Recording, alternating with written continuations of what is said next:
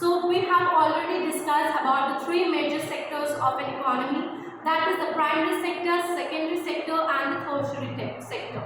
If I talk about the primary sector, it is known as agriculture sector, secondary sector is known as the industrial sector and the tertiary sector is known as a service sector.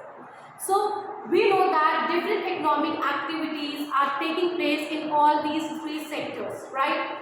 So how much the production or the, you can say how much contribution each sector is doing, that needs to be calculated, and that can be calculated when we do the comparison between these three sectors.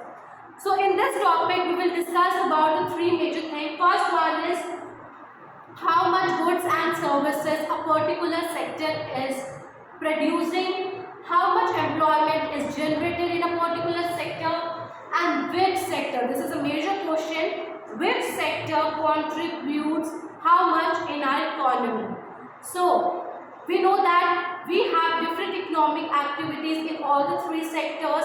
The production of goods and services are different in each sector. So how we do the comparison, how we get to know that this sector has contributed largest towards our economy. So that can be done, that calculation can be done if we use, we calculate the value of the goods and services apart from calculating the quantity. We don't calculate the quantity by comparing the three sectors. How we calculate, as it is suggested by our economists, that the value needs to be calculated if we have to do the comparison between the three sectors.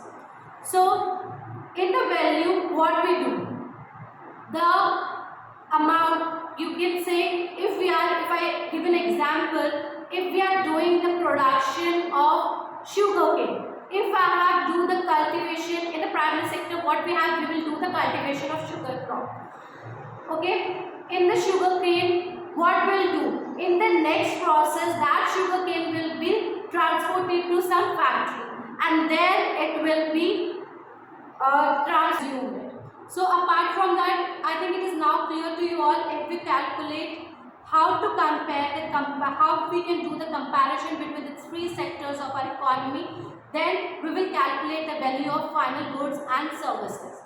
Next, the thing that you need to understand is the GDP. GDP stands for the gross domestic product, and in the gross domestic product we calculate, we do the calculation of all the goods and services that is produced in a particular year in all the three sectors. So that is your GDP, and a GDP decides how much developed your economy is. So I think it is now clear to you all. So in this lecture we have covered the three major questions, that how we calculate, how we do the comparison between the three sectors of our economy, that is the primary sector, secondary sector and the tertiary sector. Apart from that, how do we do the calculation, how we do the comparison? We do the comparison by calculating the final value of goods and services.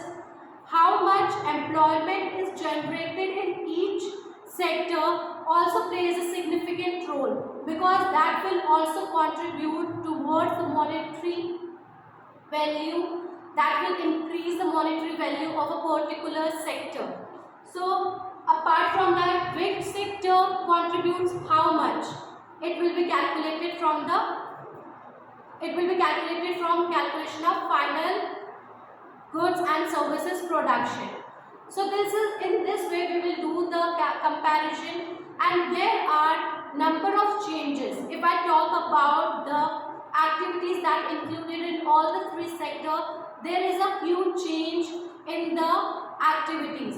If I talk about the primary sector, there are number of new activities that are included. Earlier, if I talk about the early 90s, the people, most of the people were engaged in the primary sector. Those people were performing agriculture. If I talk about the primary sector, it is also known as the agricultural sector, because agriculture is a major economic activity of the primary sector. Apart from that, if I talk about the secondary sector, there was a huge growth and development in the secondary sector. If I talk about the example of secondary sector, we know that we also call it as a industrial sector. And now we know that number of industries are there, number of industries are growing in our country. Now different kinds of industries are coming up. So we have experienced a huge increment in the number of industry. So that's why the industrial sector is growing at a very high speed. Apart from that, tertiary sector is the activities, the services that is included in the tertiary sector is also increasing. Now if I talk about today's time, artificial intelligence is a major example of the tertiary sector. So you can experience that there are number of activities that are now included in all the three sectors. So there is a historical, you can say, a change in all the three sectors.